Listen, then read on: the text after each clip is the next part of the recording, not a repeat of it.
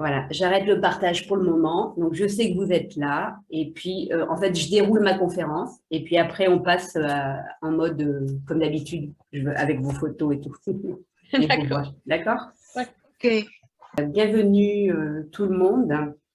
Donc, sur cette conférence sur le thème des résultats concrets avec le Feng Shui. Et je commence, pour les personnes qui ne me connaissent pas, par me présenter rapidement. Donc, Olivia de Rocourt, je suis énergéticienne pour la personne et son espace, et ceci depuis 2015. Je suis installée à Billon, dans le Puy-de-Dôme. Je travaille essentiellement à distance, avec des particuliers et de plus en plus avec des groupes. J'ai commencé mon activité avec le Feng Shui, puis la géobiologie. Très vite, je me suis rendu compte que au niveau des maisons, eh bien, finalement, on avait un accès à nos intérieurs avec un grand I, donc maison ou appartement, hein, bien sûr. Je me suis également formée, intéressée à différentes technologies de médecine quantique que j'utilise avec beaucoup de joie pour mes patients, clients au niveau de leur santé, mais ce sont également des technologies que j'utilise pour les lieux, les habitats et les lieux professionnels. Voilà. Et puis depuis peu, je diffuse également l'enseignement de Grigory Grabovoy, sans toutefois être certifiée, mais je me suis formée moi-même et je le diffuse en fait avec mon niveau de compréhension, parce qu'il y a beaucoup de pratiques en fait de Grabovoi qui sont simples et qui sont qui ont besoin et qui méritent d'être connues. Et d'ailleurs lui-même le dit, diffuser, diffuser, partager. Voilà. Alors le thème de cet après-midi, donc, c'est en fait des résultats concrets avec le Feng Shui. Donc on va en fait comprendre comment fonctionne l'harmonisation d'espace. J'ai rajouté un point, en fait, on va découvrir finalement au cours de cette conférence ce que les livres de Feng Shui ne livrent pas, même souvent les formations proposées en tout cas en France ne livrent pas, et qui pourtant, ce qui fait en fait toute la différence en termes de résultats. Vous allez découvrir comment mettre toutes les chances de votre côté avec le Feng Shui pour transformer votre vie dans la fluidité. Et donc, comment obtenir des résultats à la fois rapides et à la fois concrets. Donc, je ne vais pas seulement vous parler de Feng Shui parce qu'en fait, vous allez le voir, hein, tout ça, c'est un tout. Mais du coup, je vais m'appuyer aussi notamment sur la géobiologie. Et on parle en fait, quand on parle de géobiologie et de Feng Shui, on parle en fait de sagesse et de connaissances millénaires, donc qui sont au service de nos espaces, aussi bien habitat que professionnels. Je dirais depuis toujours, sous différentes formes, dans différentes cultures, mais en tout cas qui sont vraiment, je dirais, indispensables avec nos vies trépidantes d'aujourd'hui, avec le stress que les personnes vivent, et puis aussi avec un certain nombre de facteurs dont on ne tient plus compte. Auparavant, en fait, on avait par exemple les compagnons bâtisseurs qui posaient la première pierre sur un terrain, ça avait une signification, un symbole, donc une information, et ça donnait de l'information à toute la construction. Et puis surtout, on n'avait pas avant les antennes relais, on n'avait pas de photovoltaïque, on n'avait pas toutes les lignes à haute tension et tout ça. Et quand on avait des édifices qui pouvaient perturber une construction, en fait, on réfléchissait à comment mettre les maisons, alors qu'aujourd'hui, on ne tient absolument pas compte de cela. Et pourtant, il y a tout un tas de phénomènes qui réagissent en fonction donc, de toutes ces nouvelles façons de construire nos vies, nos villes, etc. Voilà, donc c'est encore une fois, plus que jamais d'actualité. Voilà.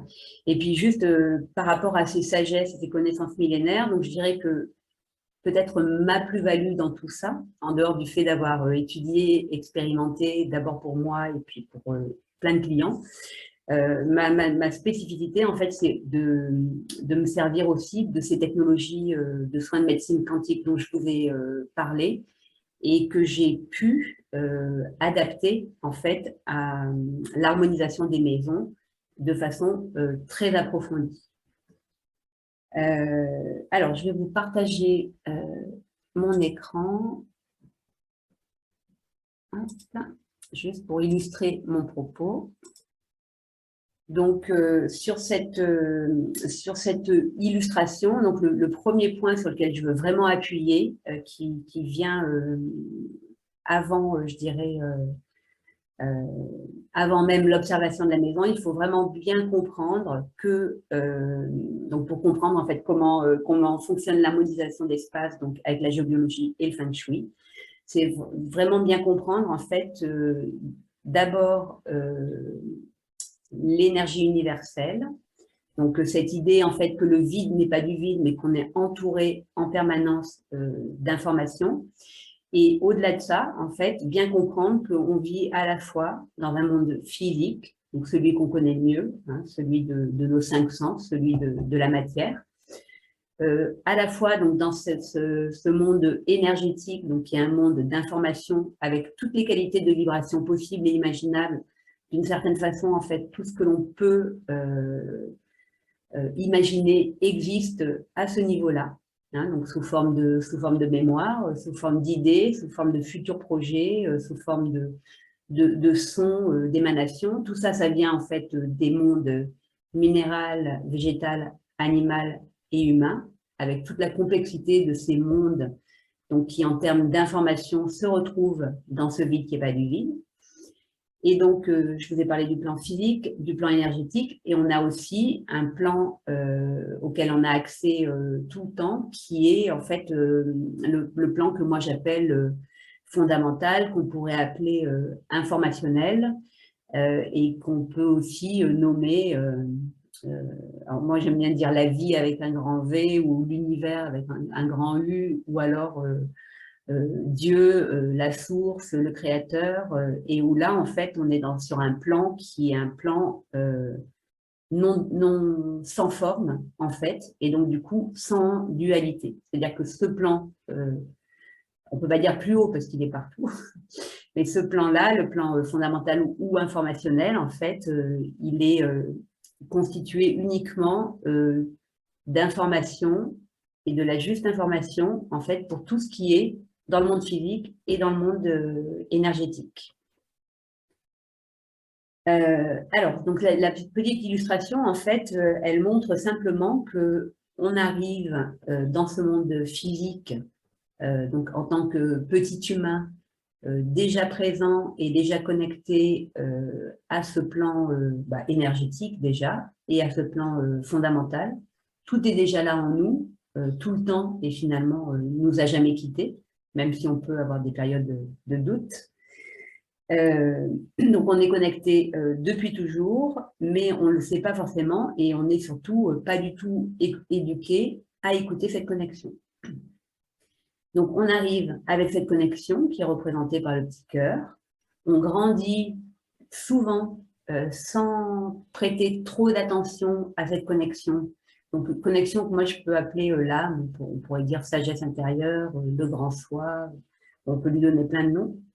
Donc, on grandit sans faire grandir cette part en nous, ou peu, mais en même temps, elle est toujours là, donc elle nous guide toujours, et finalement, tout ce qu'on entreprend dans la vie n'est jamais un hasard. Et à un moment donné dans nos vies, elle a besoin de prendre toute la place, de plus en plus de place. Et à partir de là, en fait, soit on lui donne cette place qu'elle demande, comme moi, par exemple, elle m'a, on va dire, mon âme m'a proposé le feng shui comme outil d'ouverture, même s'il y avait eu d'autres petits outils de communication avant, etc. Et puis, en fait, soit on écoute cet élan, cette vibration qui est vraie et qui vient du fond, et du coup, on peut évoluer d'une façon plutôt fluide, soit on lutte contre ces propositions de l'âme qui souvent ne vont pas vraiment avec la vie en 3D, la vie qui est communément admise. Et là, en fait, on va au-devant souvent de soit relations difficiles, soit d'accidents, soit de burn-out, etc.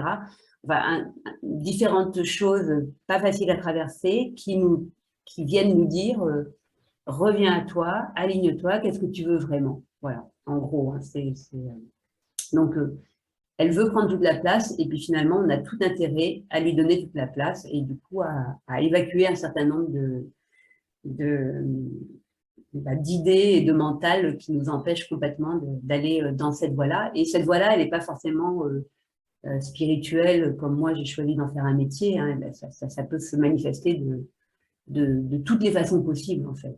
Ça peut être dans le sport, ça peut être dans l'entrepreneuriat, ça peut être... enfin, tout est possible. Dans la musique, les arts, tout, absolument tout est possible. Donc, jusque-là, donc, du coup, vous comprenez l'intérêt d'écouter notre âme. Et sur ce petit schéma, en fait, j'ai voulu représenter l'idée qu'en fait, en termes de vibration, en termes d'énergie, plus on est dans la vibration qui nous correspond, en fait, ce qu'on pourrait appeler le vrai, le bon, le bien, le juste en nous, et plus on va se créer un futur qui continue à aller dans ce sens-là, et donc un futur qui va être de plus en plus harmonieux. Et au contraire, moins on est à cette écoute-là, et plus on crée quelque chose de négatif, sachant quand même que la haute vibration, ou la bonne vibration, ou la juste vibration, elle est beaucoup plus créatrice que la vibration basse. Mais néanmoins, et puis surtout aussi, le point très très important, c'est que c'est pas parce qu'on a traversé, je sais pas moi, 5 ans de galère, ou 10 ans de galère, ou de dépression, etc., qu'on doit vivre derrière 5 ou 10 ans de vie pas harmonieuse. En fait, ce réajustement, il peut finalement rétablir les choses extrêmement rapidement. Voilà, ça c'est important aussi. Donc jusque-là, en fait, c'est facile à comprendre. Hein. Plus on est vrai avec soi-même, et en fait, plus on va se créer un futur harmonieux. Donc, plus on vibre haut, et plus ça va être le cas. Et ça va être le cas aussi pour les maisons. Hein. Vous allez comprendre le lien avec les maisons tout à l'heure. Mais la difficulté qu'on peut rencontrer, donc ce que j'ai représenté avec tous ces petits bonhommes bleus, c'est qu'en fait, on est, on va dire, comme parasité par différentes choses. Donc, à commencer par nos propres autoparasitages, c'est-à-dire en fait toutes les émotions, les traumas, etc., qu'on n'a pas complètement libérés ou pacifiés et du coup qui provoquent des stagnations. Et puis au-delà de ça, on a aussi le parasitage de la conscience collective, ou on pourrait dire plutôt de l'inconscience collective. On porte en fait un certain nombre de mémoires cellulaires, de mémoires transgénérationnelles, pour ceux qui y croient, de mémoires karmiques. Et du coup, en fait, il y a tout un tas d'éléments que l'on doit pacifier pour pouvoir accéder mieux à qui l'on est véritablement. Donc, soit on vibre haut, on va vers un futur heureux, nos maisons vibrent haut, elles nous portent vers ce futur heureux, soit on est en vibration basse, et là, en fait, on est en train comment on va dire, cristalliser, faire stagner des énergies en nous, en fonction de nos fragilités, qui peuvent amener à à des pathologies, en fait, ou qui peuvent amener aussi à des désordres au niveau psychique, etc., etc. Donc, vous allez mieux comprendre pourquoi je vous parle de tout ça. Pourquoi je vous parle de tout ça, en fait, alors qu'on est là pour parler de nos maisons? Parce qu'en fait, avec la géobiologie, ou plutôt la géobioresonance, je dirais même la géobioreconnexion telle que je la pratique, et bien en fait, on va faire du nettoyage, du déblayage à ce niveau-là, de mémoire, de karma, de transgénérationnel, etc. Et donc, en fait, quand on fait de la géobiologie, donc on va étudier tous les phénomènes, et il y en a énormément, mais on va s'intéresser en fait aux phénomènes qui dérangent. Et en fait, on va étudier tout ce qui est de l'ordre finalement de l'invisible. C'est-à-dire en fait ce qui se passe sous la terre, donc au niveau tellurique. Alors, j'ai mis plein d'exemples hein, sur ce document, mais par exemple, on va avoir des choses comme les caves ou des poches d'air confinées qui, parce qu'il y a de l'air confiné, putride, enfermé, et ben en fait, au niveau énergétique, va quand même se diffuser dans la maison, autour de la maison, parce que tout est connecté. Donc, du coup, même si c'est bien calfeutré, ben, en fait, ça va avoir une incidence sur nous. On peut avoir des cheminées cosmotelluriques, où là, pareil, c'est un phénomène tout à fait naturel, mais qui va être dérangeant s'il est situé, par exemple, sous une chambre. Parce qu'en fait, une cheminée cosmotellurique, en fait, c'est alors, c'est plusieurs choses. Hein. C'est un point qui est enfin, c'est un point, c'est un cercle d'ailleurs, mais qui représente en fait la respiration de la Terre. Donc, à différents endroits, en fait, sur les terrains, il y a ces cheminées et en fait, il y a la Terre qui respire par là.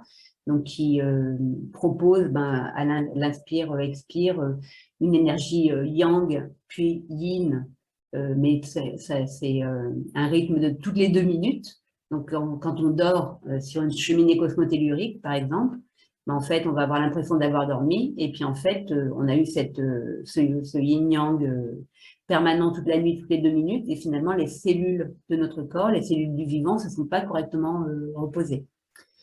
Donc, on va avoir différents courants telluriques, pareil, qui peuvent être tout à fait naturels, mais qui, par rapport à l'implantation de la maison, par exemple, vont déranger. Les vortex, c'est encore des énergies particulières qui peuvent émaner du sol, qui peuvent être simplement en surface ou qui peuvent arriver du ciel, mais qui vont être naturelles et en fait trop puissantes pour les cellules du vivant.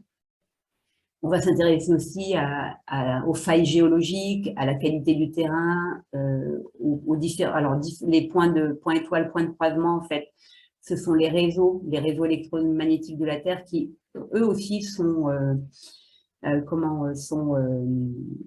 naturels, mais qui, en fait, parce qu'ils sont dérangés par nos constructions, par une antenne ou par différents éléments, par un piquet, et ben, en fait, vont se comporter de façon néfaste pour les humains.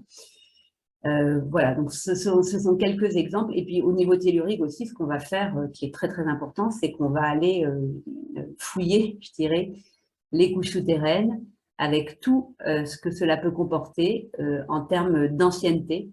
Donc, même si on a construit une maison sur un terrain qui nous apparaît comme vierge et jamais habité, en fait, qu'est-ce qu'il y a eu sur ce terrain il y a 500 ans? Est-ce qu'il n'y a pas, j'en sais rien moi, un village enfoui, un ancien champ de bataille, enfin, bon, bref, il peut y avoir tout un tas de mémoires en fait qui sont positionnées là et qui en même temps ne doivent pas être effrayantes parce qu'en fait c'est juste des propositions pour nous de pacifier ces mémoires sans aller dans les détails scabreux en fait des histoires qui peut se passer sur un terrain.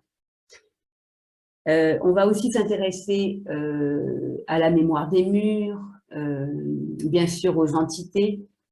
Donc, il ne faut pas avoir peur des entités parce qu'on pourrait tout à fait les comparer finalement à une énergie particulière, simplement. Hein, une énergie qui est là et qui, en fait,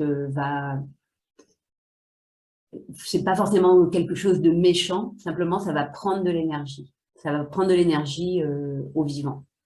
On va s'intéresser à l'eau, donc sous les maisons aussi, et puis autour des maisons. On va s'intéresser, alors pareil, dans la maison, à tout ce qui est bouché, les gaines bouchées, les anciennes cheminées, etc.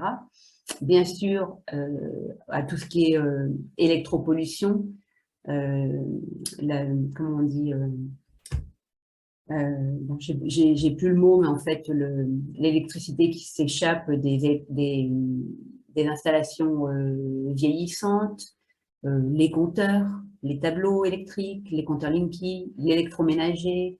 Au niveau électromagnétique, on va s'intéresser aux ordinateurs, au Wi-Fi. Tout ça, en fait, on va pouvoir neutraliser les ondes par rapport à ça.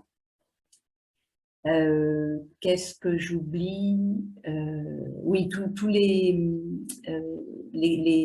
matériaux, on va dire, modernes, avec, par exemple, les mousses anti-feu dans les canapés, qui sont en fait des perturbateurs endocriniens énormes. C'est ouais, vraiment, vraiment énorme. Et puis après, tout ce qui est colle, tout ce qui est solvant, les peintures, enfin tout ça, en fait, on va pouvoir neutraliser toutes ces choses-là pour rendre le lieu euh, le, le plus neutre dans un premier temps, puis vibrant possible.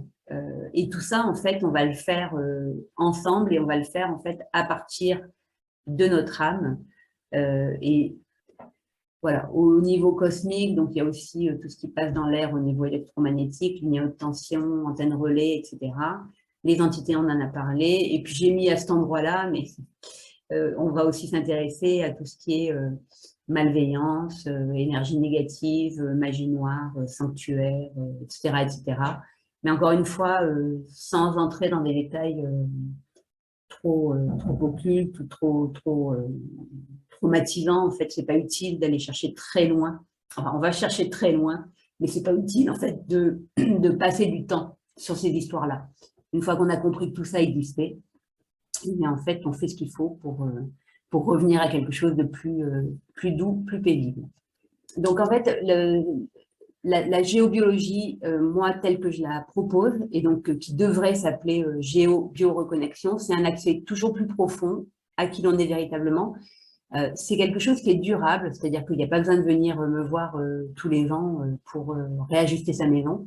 Parce qu'une fois que la maison est haute en vibration, en fait, elle va vous amener vers le meilleur de vous-même, finalement. Et puis, si un jour, en fait, l'équilibre est rétabli entre vous et la maison, en fait, c'est vous, en allant chercher ce qui vous fait vibrer à l'extérieur.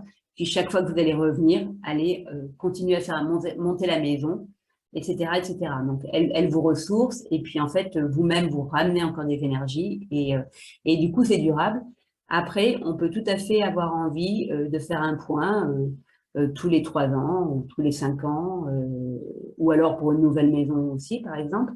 Et là, eh ben, en fait, on va passer comme un palier, un niveau de conscience, un niveau de connaissance en fait supplémentaire. On ira en fait, c'est un peu en fait la géobiologie, c'est un peu comme si on voyait là comme embourbé tout ce qu'on pourrait appeler l'âme mémorielle, un peu comme si en fait on allait enlever quelques couches à chaque fois. Mais c'est en fait c'est un travail qui est très puissant, très profond et qui va équivaloir à, je sais pas moi, 5 ou 10 séances de soins, vraiment. C'est vraiment en fait, pour moi c'est plus que de la géobio, c'est vraiment une reconnexion à soi.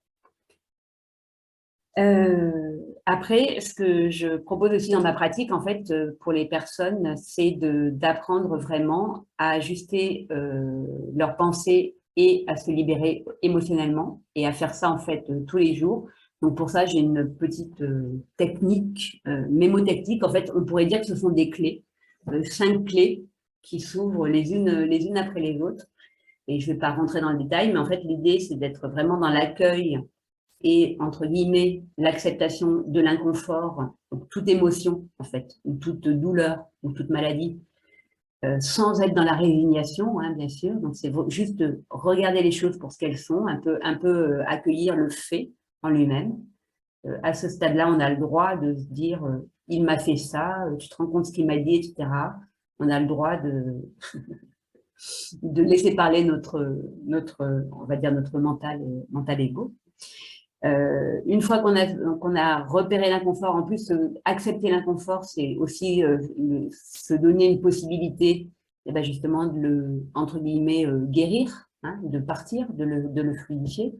Donc, on va observer ce qui est en train de se mettre en route, agacement, colère, etc. On va observer tous les mots qui viennent avec cet inconfort.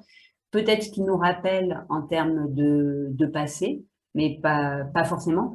Et puis l'observation, elle doit se faire vraiment ici et maintenant. Pas la peine de se raconter son histoire, en fait, à chaque fois. Hein, c'est vraiment, tout de suite, ça me fait quoi? Ça me rappelle quoi? Je me sens comment? En fait, en gros, c'est ça. Et puis, autre question aussi qu'on peut se poser, c'est qu'est-ce que j'ai envie de vivre, quoi? Qu'est-ce que je suis en train de créer? Qu'est-ce que j'ai envie de vivre? Ensuite, on va reconnaître qu'on a toute la responsabilité. Alors, non pas la responsabilité de vivre un événement inconfortable, voire pire, hein, bien sûr, mais en tout cas la responsabilité de la façon dont on va pouvoir le traverser. et reconnaître qu'on a cet accès à qui l'on est véritablement et qu'à partir de là, on peut tout soigner, on peut tout guérir et que ben voilà, et que cette partie-là, elle est là tout le temps, quelles que soient les circonstances. Ce que je ne vous ai pas dit par rapport à l'âme aussi tout à l'heure, donc on a parlé un petit peu de mémoire de l'âme. Donc la partie qui est connectée, en fait, moi je dis que c'est le noyau de l'âme, et cette partie-là, c'est une partie qui est inviolable, inabîmable, inaltérable. Elle est toujours pleine, entière, paix, joie, bienveillance, toujours, toujours, toujours accessible ici et maintenant. On ne l'a jamais perdue, en fait, même si on a pu croire à des moments. On ne la perdra jamais et on ne l'a jamais perdue. Donc, reconnaître en fait notre propre responsabilité et qu'on a la capacité, du coup, puisqu'on a la responsabilité, on a la capacité de changer les choses. Reconnaître, c'est aussi se dire que tout est possible. Tout est possible. Hein. Souvent, on se dit je fais ça ou ça. Enfin, on a une vision un peu binaire des possibilités. Et puis, en fait, si on fait confiance à la vie, ben, en fait, on va à chaque fois avoir un éventail de possibilités qui va se présenter à nous. On va prendre le temps de libérer. En gros, ça veut dire libérer de tel sentiment, libérer de tel type d'événement. Simplement, une fois qu'on a en fait fait cette observation, ben, en fait, chaque chose qu'on va observer, on va prendre le temps de l'écrire ou de le dire, libérer des points un par un, 5 points, 3 points, 10 points, voilà. Et ne pas oublier en fait de préférer, c'est-à-dire en fait de faire un autre choix vers quelque chose qui nous correspondrait davantage. Parce que quand on a libéré, on a laissé de l'espace, et l'espace va se remplir avec quelque chose que la vie nous propose pour évoluer. Mais si on est conscient qu'en fait, on est en train de construire notre propre évolution, et ben en fait, on peut choisir, préférer. Alors moi, c'est ce que j'ai fait, par exemple, il y a longtemps déjà, hein, préférer évoluer beaucoup, et en même temps, faire ça dans la fluidité. Parce qu'en fait, il y a beaucoup de croyances aussi par rapport à ça, et pas mal de personnes qui croient encore que pour évoluer, il faut souffrir. Ben non, c'est juste une croyance, on a le droit de la changer. Et ça ralentit pas l'évolution pour autant. C'est vraiment nous qui avons la puissance. Alors, le feng shui dans tout ça. Donc, alors tout ça pour dire, juste par rapport à la géobiologie et faire le lien en fait, hein, le travail qu'on a à faire, qu'on nous propose de faire, que la vie nous propose de faire depuis toujours, c'est cette reconnexion à notre âme. Le lien qu'on peut faire avec nos maisons, en fait, c'est que toutes les spiritualités ou les philosophies du monde nous disent, hein, ce que l'on voit dans notre réalité extérieure correspond à ce que nous sommes à l'intérieur. Il y a cette notion, en fait, de micro et de macro. Dans une cellule de notre corps, il y a toute l'information dont on a besoin sur l'univers et sur nous. Dans notre corps et nos organes, c'est la même chose. Et du coup, on va un tout petit peu plus en macro, si on va observer nos maisons au niveau géobio et feng shui. En fait, dans nos maisons, il y a exactement toutes les informations, toutes les prises de conscience possibles et imaginables. Et comme en fait, on passe beaucoup de temps dans nos maisons, et si on sait qu'elles sont le reflet de notre intérieur avec un grand I, et ben en fait, on peut trouver différents décodages. Hein, c'est un peu comme le décodage biologique et la maladie. Différents décodages, en fait, qui vont nous proposer de faire avancer les choses, d'accéder davantage à notre âme et d'accéder davantage à la vie qui nous ressemble. Voilà, donc en fait, on est en développement, évolution perpétuelle et avec ce choix de fluidité. Enfin, pour moi, c'est hyper important, ce côté. Parce que, en fait, avant de comprendre tout ça, la vie nous met quelques claques, on va dire. Et puis, une fois qu'on a compris à quel point on est responsable, à quel point on est créateur, à quel point on est souverain, et ben, du coup, on doit être souverain dans toutes les situations. Je dis pas que c'est facile, hein, c'est pas du tout ce que je dis, mais en tout cas, la géobio et le feng shui, c'est vraiment des aides pour ça. Donc, pour faire une différence entre la géobio et le feng shui, la géobio, en fait, c'est vraiment s'occupe de tout ce qui est subtil, invisible, intangible. Et en fait, selon moi, les maîtres chinois que j'ai rencontrés, la géobiologie, en fait, elle est inclue dans le feng shui quand on est en Orient. C'est-à-dire que le feng shui inclut les mondes subtils. On a séparé, nous, ça en deux. La géobiologie pour les gens un peu perchés, un peu sorciers, sourciers, qui s'occupent donc de tout ce qui est invisible. Et puis le feng shui pour tout ce qui est plus de l'ordre de l'observation visuelle et puis de comment en fait on met quelque chose en place dans le monde physique pour faire bouger en fait les énergies et du coup obtenir quelque chose à nouveau dans le monde physique. Mais en réalité, si nous, en Occident, on l'a scindé en deux, c'est une seule et même discipline et on ne peut pas obtenir des résultats avec le feng shui si on n'a pas d'abord mis en place des bonnes vibrations dans sa maison. Donc du coup, si on n'a pas fait en fait ce travail de géobio reconnexion. Ce qu'il faut bien comprendre, c'est qu'en fait, quand on est dans le monde physique, on est dans un monde de dualité. Il y a des riches, il y a des pauvres, il y a des gens en santé, il y a des gens en maladie. C'est très caricatural ce que je vous dis, mais il y a des travails, des activités intéressantes, des activités détestables, etc. Donc, dualité permanente. Il y a du blanc, il y a du noir, il y a du bruit, il y a du silence. Enfin bon, voilà.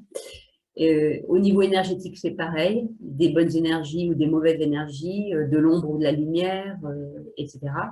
Mais par contre, quand on est au niveau fondamental, et ben, en fait, on n'a que cette juste information. Et la plupart des gens, en fait, vont travailler en géobio, notamment beaucoup, mais aussi au niveau du feng shui, au niveau énergétique.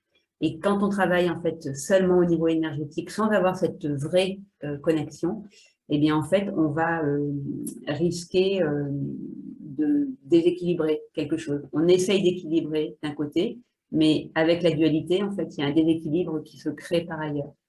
Et ça se voit très bien avec, par exemple, dans les soins, les anciens guérisseurs qui, en fait, vous savez, qui prenaient le mal, la maladie des gens, qu'il achetait dans la terre, là, par exemple. Il y avait ce genre de pratique, qui n'avaient pas conscience de leur vraie connexion à partir de leur âme et du coup qui faisaient appel à des entités, entre guillemets, hein, des entités qui leur semblaient plus fortes ou plus évoluées que eux-mêmes et qui, en fait, finissaient leur vie très malades, pas du tout en santé, par exemple. Et c'est vraiment la preuve qu'il y a un déséquilibre. Donc, une fois qu'on a, en fait, fait cette connexion à soi, que sa maison est haute en vibration, là, on peut mettre en place le feng shui et on peut le mettre en place et vraiment obtenir des résultats parce on va le mettre en place, encore une fois, au bon niveau. C'est-à-dire que je sais pas si tu peindre un mur en rouge, par exemple, pour attirer, je ne sais pas quoi, l'amour ou l'argent, si on n'est pas connecté à qui l'on est vraiment et qu'on ne sait pas quels sont les symboliques, etc., qu'est-ce qu'on est en train de faire en fait en peignant ce mur en rouge, c'est juste parce qu'on a vu dans un bouquin qu'il fallait le faire. Bon, ça peut tomber juste et ça peut marcher, mais c'est pas suffisant pour avoir des résultats. Pour avoir des résultats, il faut vraiment avoir cette connexion à qui l'on est véritablement. Donc, juste cette image, en fait, elle reprend les grands principes du feng shui, mais bien sûr, ça nécessiterait en fait de se former au feng shui pour en savoir plus, mais juste pour reprendre en fait les bases de la métaphysique qui en fait, pareil, sont pas suffisamment mises en valeur dans les livres sur le feng shui. C'est qu'en fait, au départ, donc il y a ce qu'on appelle le Tao. Et en fait, le Tao, il pourrait tout à fait être associé ou représenter en fait ce fameux monde fondamental. C'est-à-dire que là, en fait, Il y a à la fois le tout et le rien. Il y a absolument toute la juste information pour tout. C'est le Tao. À partir du Tao, en fait, va se décliner ce qu'on appelle le Tai Chi. Donc là, en fait, on arrive un peu dans la densification de la matière avec un certain équilibre, mais c'est que un certain équilibre. Donc, du Tao naît le yin et le yang qui peuvent être représentés par des yao, c'est ça. Hein. Donc, on a ici le yin avec les traits discontinus et le yang avec les traits continus. Et en fait, c'est à partir de ça que vont être construits finalement la plupart des outils du Feng Shui. Je ne sais pas si j'ai mis la diapo ou pas, mais en fait, ça donne, voilà, ça donne des référentiels. On le voit ici, hein, donc un trait, un Yao, Yang, Yang et Yin ici qui vont se déployer pour donner deux Yao avec plus ou moins de Yin ou de Yang, et puis en fait 8 trigrammes qui correspondent en fait aux 8 secteurs de la maison. Mais bon, bien sûr, on va pas développer tout ça, mais en fait, c'est juste pour vous expliquer en fait la naissance de ces référentiels. Donc l'autre point qui va être très très important en Feng Shui, ça va être donc cette notion d'énergie universelle. Et si on devait la rapprocher de quelque chose qui serait plus connu au niveau occidental, on pourrait imaginer que c'est l'esprit, mais pas l'esprit, le mental, mais en fait l'esprit avec un grand E qui émane directement du créateur ou de la source. Ce serait l'âme, voire l'âme du créateur en action. Et puis, autre outil fondamental du Feng Shui aussi qu'on va utiliser énormément, en fait, ce sont les 5 éléments. Mais finalement, les 5 éléments que l'on retrouve hein, dans chacun de ces trigrammes. Je l'ai détaché parce que c'est un point important, mais en fait, tout est tellement interrelié, interconnecté. Donc, les 5 éléments que sont le bois, le feu, la terre, le métal et l'eau, et qui sont tous en interaction en permanence. Voilà, ça va être des outils d'observation. C'est pas trop l'objet d'aujourd'hui, mais par contre, n'hésitez pas à aller sur mon site parce que je parle de tout ça un peu plus en détail. Et notamment, il y a plusieurs vidéos, une pour chaque élément, qui explique mieux ce que sont les 5 éléments. En fait, les 5 éléments, c'est comme une modélisation, je dirais, de la nature, et ça nous donne de l'information sur tout.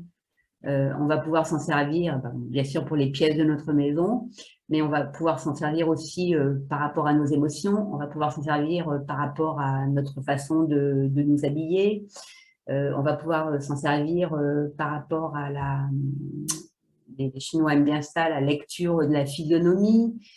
On va pouvoir s'en servir par rapport à la diététique, aux aliments, etc. Enfin, il y a 1001 applications, en fait, à partir de cette connaissance, qui a l'air simple comme ça, mais qui est, comme tout, en fait, hein, qui nécessite une intégration et un apprentissage. Voilà, donc ça, c'était juste pour revenir sur les fondements du Feng Shui. Un autre outil très intéressant du Feng Shui aussi, c'est que, en fait, les trigrammes donnent des hexagrammes, en fait, donnent naissance notamment, alors sont très utilisés en Feng Shui et très utiles en Feng Shui parce qu'ils vont nous raconter l'histoire de notre maison et ce qu'on est venu y faire, mais ils sont aussi hyper intéressants par rapport à un livre qui s'appelle le Yi King, ou le livre des changements, et qui est un livre qui a plusieurs millénaires d'ancienneté, et qui en même temps peut vraiment nous donner des conseils absolument fantastiques dans nos vies contemporaines. Donc c'est aussi très très intéressant à étudier.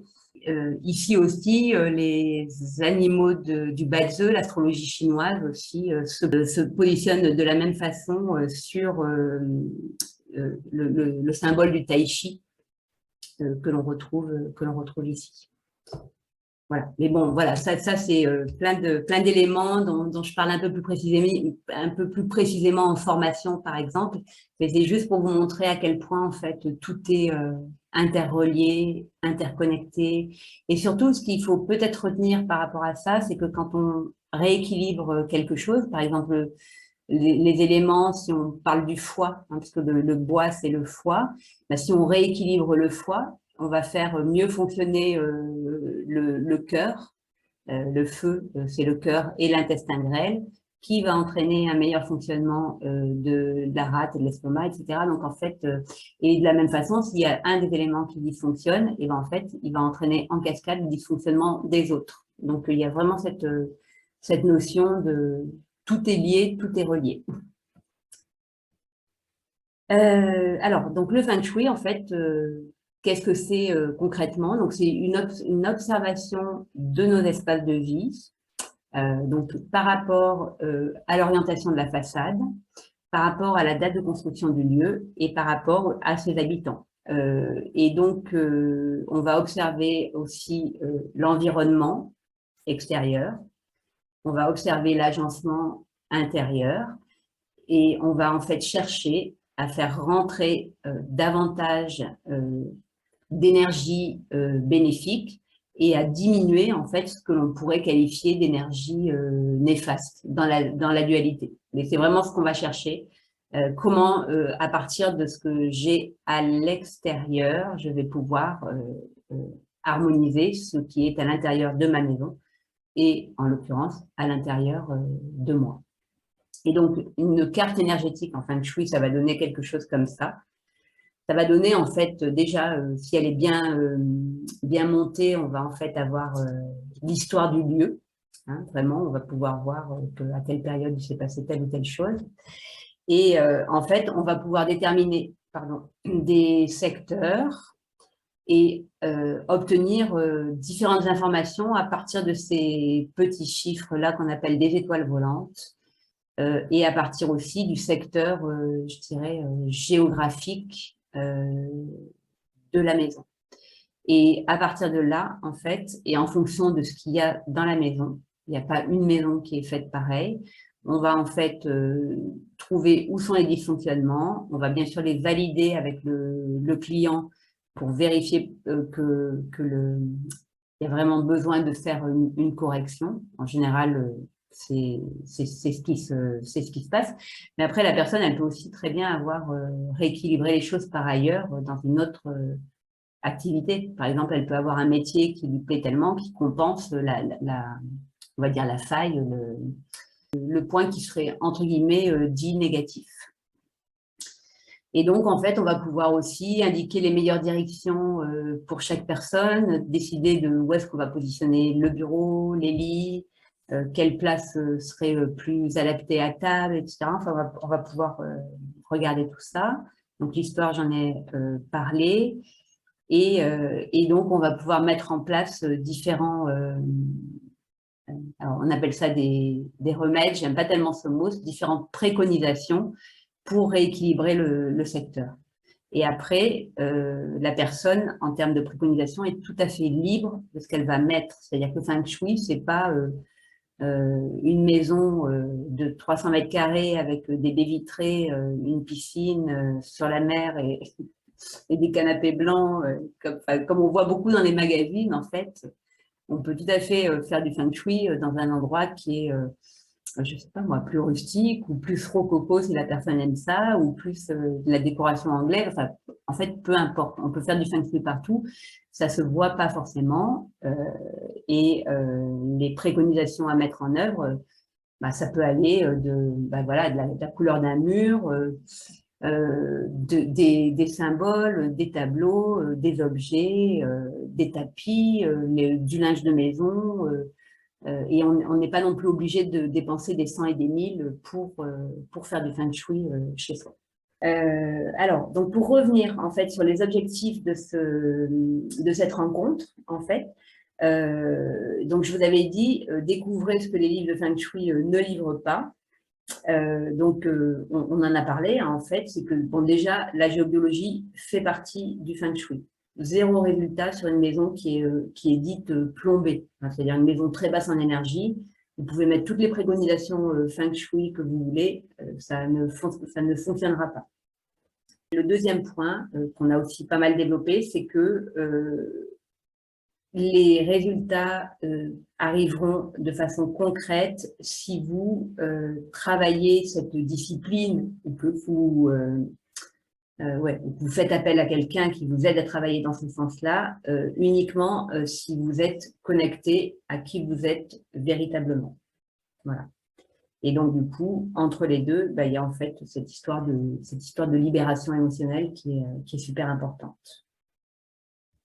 Voilà, sinon après ce qu'on peut rajouter, c'est que c'est vraiment une discipline holistique, c'est-à-dire que c'est pas que la maison, hein, c'est pas juste je refais ma maison et tout va bien, c'est la maison, ses habitants. Dans la maison, il y a du décodage par rapport à notre corps, par rapport à notre santé, et puis par rapport à plein de choses. En fait, on peut décoder plein de choses. Bon, cette notion aussi de macro et de micro qui est super importante parce qu'en fait, même si on est par exemple dans une colocation et qu'on n'a qu'une chambre à soi et que les autres personnes ne sont pas du tout ouvertes au feng shui, ben en fait, on peut agir juste dans l'espace d'une chambre ou d'un studio et on peut quand même mettre en œuvre des choses. Cette notion de micro et de macro, si elle est quand même un peu expliquée dans les livres feng shui, mais c'est super important de comprendre en fait que en fonction des différents cas de figure possibles, on a toujours des choses améliorables en feng shui. Mais encore une fois, géobio avant. Voilà, sinon, bien sûr, donc en agissant sur la maison, on agit sur nous et la nécessité aussi de faire les choses en conscience à partir du bon niveau. Donc, en fait, avec la géobio, l'idée, ça va être de pacifier une grande partie de nos mémoires, traumas, karma, transgénérationnels. On peut aller parler jusqu'à de souffrance de l'humanité, parce qu'en fait, on a un rôle à jouer aussi là-dessus, sans pour autant tout prendre sur ses épaules. Hein, on n'est pas là non plus pour sauver le monde. Mais voilà, il y a des résonances, il y a des mémoires communes, je dirais, et on a notre part à faire là-dessus.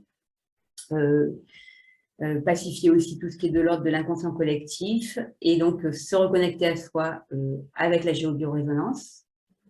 Et voilà, donc moi de mon côté, en fait, j'ai déjà harmonisé plus de 500 maisons. Hein, donc les résultats, ils sont soit subtils, soit très fascinants, vraiment. Des fois, il y a vraiment des différences notables en quelques jours seulement. Ça, c'est l'expérience que j'ai. Donc, importance de continuer chacun pour soi et chacun de soi à soi et chacun honnêtement cet ajustement des pensées, cette libération émotionnelle. Et puis de poursuivre en fait notre développement en fluidité, donc avec le feng shui si on en a envie, si on en a encore envie à ce moment-là. Voilà, je vais vous lire juste 3 petites citations qui sont que j'aime beaucoup, qui sont donc une citation de Grabovoi qui dit notre conscience perçoit ce qui est dans notre conscience comme une réalité. Ça, par exemple, pour le ramener aux maisons, quelqu'un qui serait mal logé provisoirement parce que, pour différentes raisons par rapport à la vie, et qui passe du temps à se répéter ouais, cette chambre ou cette maison, je la déteste, etc. En fait, il va vivre de plus en plus de choses difficiles dans ce lieu. Alors que s'il prend la peine de conscientiser toute la chance qu'il a d'être dans ce lieu et que c'est provisoire, mais qu'en attendant, ça lui assure voilà, un abri, etc. Et qu'il le conscientise et du coup, qu'il quelque part, il émet cette information-là, mais en fait, le lieu va l'aider à trouver quelque chose d'autre très vite. Quoi. Alors, c'est encore une fois un peu caricatural, mais voilà. Et Philippe Guillemont qui nous dit 3 choses super intéressantes. Il dit en fait, la réalité n'a pas besoin d'être réelle pour exister.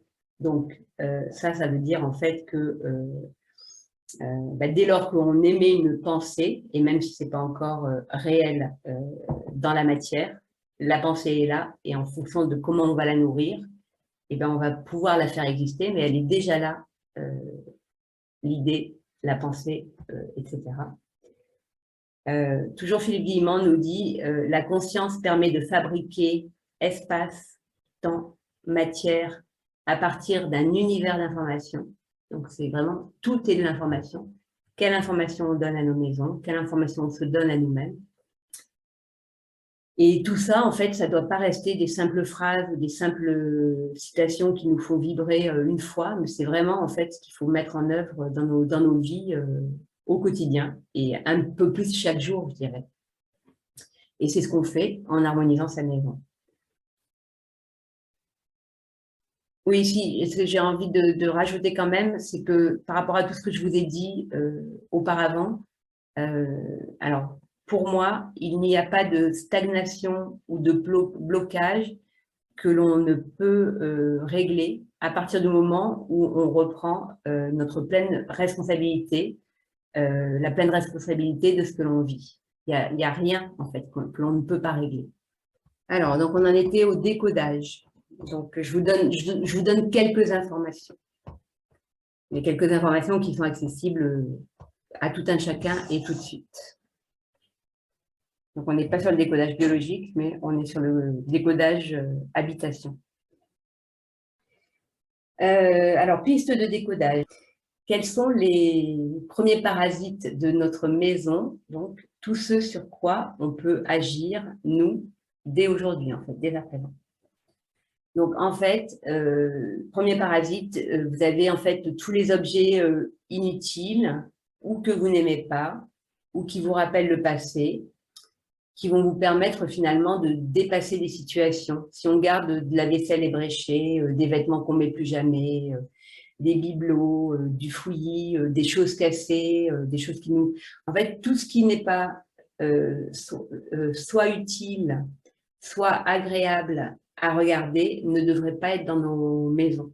Et même quand on a des ustensiles, des choses utiles, on devrait toujours les choisir avec quelque chose qui nous plaît.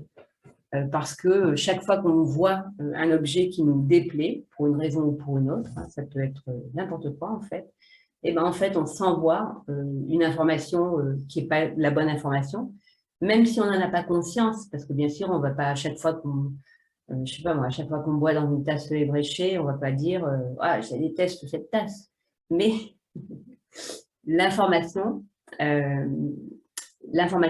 du fait qu'on n'aime pas l'objet est là, finalement.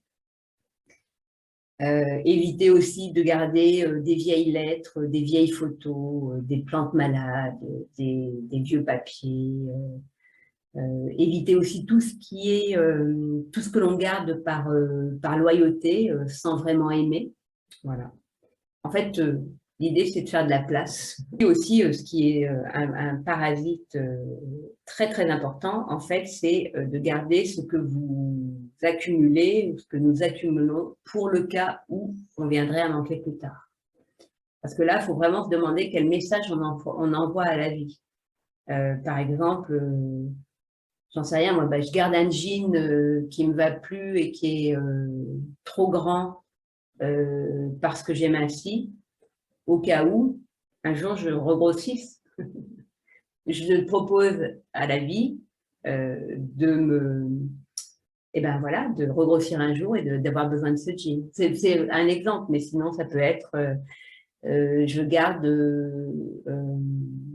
un frigidaire au cas où j'en ai besoin plus tard. Donc, entre guillemets, hein, au cas où quoi? Au cas où je me sépare, au cas où mon frigidaire tombe en panne. Voilà. Et donc, on est en train d'émettre une information qui n'est pas forcément la bonne, alors que finalement, alors bien sûr, on peut garder un frigidaire parce que son enfant est étudiant et va aller étudier dans 2 ans et se dire, eh ben voilà, le frigidaire sera là. Si on a la place de garder tout ça, il n'y a pas de souci. Mais si c'est vraiment qu'on n'en a pas besoin, qu'il n'y a pas une utilité, je dirais, à court ou moyen terme, ben, autant le donner à quelqu'un à qui ça va servir et puis ne pas avoir ce « au cas où ». Que vraiment, derrière le « au cas où », il y a beaucoup de « au cas où je viendrai à manquer ». Mais en fait, pourquoi voulez-vous manquer alors qu'en fait, la vie, elle est abondante, c'est que vous avez sans doute toujours eu à peu près, ou beaucoup plus qu'à peu près tout ce dont vous aviez besoin. Donc voilà, faut vraiment faire attention en fait au message qu'on se fait passer à soi-même et quel message on donne à la vie et qu'est-ce qu'on lui propose pour plus tard, au cas où. Alors sinon, en plus de ça, quand on accumule les choses et qu'on les met notamment sous nos pieds, sous les lits, dans les sous-sols, dans les caves, etc., en fait, ça correspond à une surcharge de racines du passé, donc des mémoires qui ne peuvent pas s'en aller parce qu'il n'y a pas l'espace nécessaire.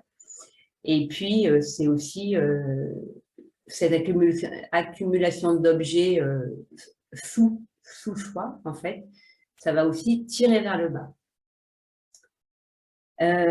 Quand on accumule des choses dans un grenier, mais alors je parle pas de mettre je sais pas moi, les décorations de Noël pour l'année prochaine ou quelques vêtements, etc., auxquels on tient pour donner à ses petits enfants ou jouer, enfin voilà, quelque chose, mais vraiment je parle d'accumuler, accumuler. Donc quand on accumule des choses au grenier, et ben en fait on va accentuer, augmenter sa charge mentale. Et du coup, ça va même pouvoir provoquer des maux de tête ou bien perturber le sommeil. Enfin, les deux, hein, d'ailleurs, en bas et en haut, au niveau du sommeil. Voilà. Quand notre entrée est encombrée, en fait, on limite l'énergie et le flux de la vie qui entre dans la maison. Donc, c'est vraiment important d'avoir une entrée dégagée et pas toujours encombrée de plein de chaussures parce qu'en fait, ça empêche le flux de la vie de rentrer. Voilà. Et puis, globalement, trop d'objets, ça correspond à trop de charges émotionnelles. Voilà. Donc, il faut trouver le juste équilibre pour vous. Hein. Voilà. Et quand on fait de la place chez soi, en fait, on fait de la place pour le nouveau. Donc, ça revient à se détacher, à se libérer. Et du coup, on va pouvoir améliorer sa santé, sa créativité, ses relations. Vraiment laisser de la place pour le nouveau, améliorer sa clarté mentale, améliorer son humeur. Et l'idée, en fait, c'est de soit réparer et utiliser, si on aime toujours, hein, soit de donner, soit de vendre, soit de recycler, d'en faire autre chose, et soit éventuellement de jeter, parce que de toute façon, il y a cette phrase célèbre de Lavoisier qui disait rien ne se perd, rien ne se crée, tout se transforme. Donc, tout est déjà là, et voilà. Donc, elle est intéressante, cette phrase. Hein. Rien ne se perd, rien ne se crée, tout se transforme. Voilà, donc tout est information. Et donc notre maison, en tout premier, parce qu'on y passe beaucoup de temps et puis qu'il y a beaucoup de choses que l'on peut explorer. Mais notre quartier, nos voisins, nos objets, nos relations, notre travail, nos activités, tout, absolument tout est information. Et en Feng Shui, en fait, on va trouver des correspondances. Mais encore une fois, le premier travail à faire, c'est vraiment la géobio et ensuite travailler à entreprendre, je dirais en même temps, parce que du coup, le Feng Shui peut aussi servir à ça, ajuster ses pensées, se libérer émotionnellement. Et tout ça, ça va nous conduire à vivre la vie qui nous ressemble, à se lever le matin heureux à l'idée de la journée qu'on va traverser.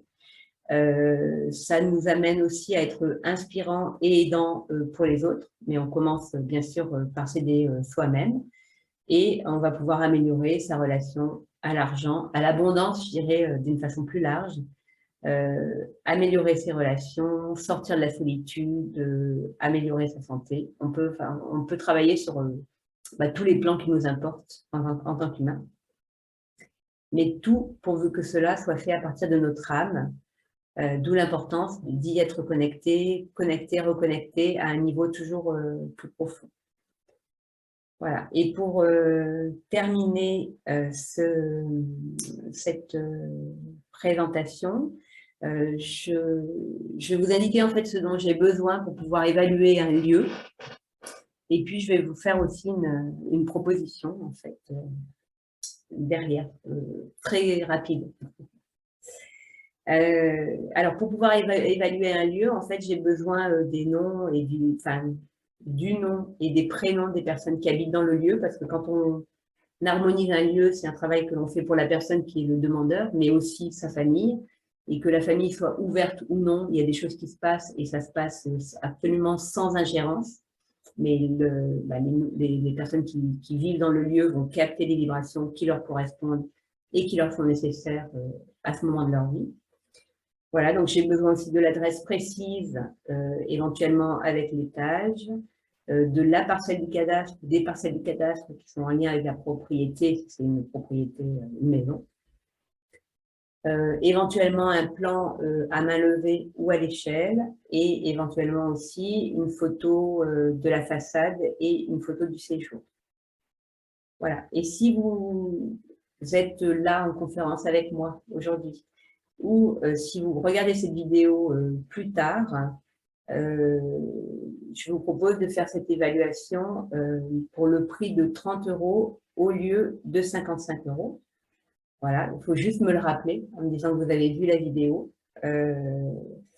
Et en fait, donc l'évaluation me permet de vous dire quelle est la qualité vibratoire de votre lieu. Donc, soit est-ce que le lieu est neutre, il n'apporte rien, mais il n'enlève rien. Bon, c'est moindre mal, mais ça pourrait être beaucoup mieux. Soit il est plombé, là il y a vraiment un travail à faire rapidement. Donc quand je dis plombé, ça veut dire entité, énergie très, très négative. Et puis, et soit il est déjà pas mal en fait, mais comme vous êtes en évolution, ben, en fait vous avez envie qu'il soit encore plus porteur, et du coup on peut aussi faire un travail. En tout cas, ce que je peux vous dire, c'est que donc, cette géo-bio-reconnexion, c'est vraiment un palier d'évolution. Moi, je dirais un saut quantique, un deuxième saut quantique avec l'ajustement des pensées, la libération émotionnelle, et le troisième avec le feng shui. Voilà. Et puis, c'est vraiment en fait la possibilité de vivre ouais, beaucoup plus près de soi, dans la fluidité et avec un meilleur environnement, des meilleures relations, en fait, tout en mieux. Et je crois que j'ai terminé. Donc, du coup, on va passer aux questions-réponses. Voilà, si vous avez écouté jusqu'au bout, bah, écoutez, je vous en remercie. N'hésitez pas à me contacter. Je suis disponible pour vous répondre et à me rappeler aussi la proposition pour l'évaluation à 30 €. À bientôt et bonne journée ou soirée tout le monde.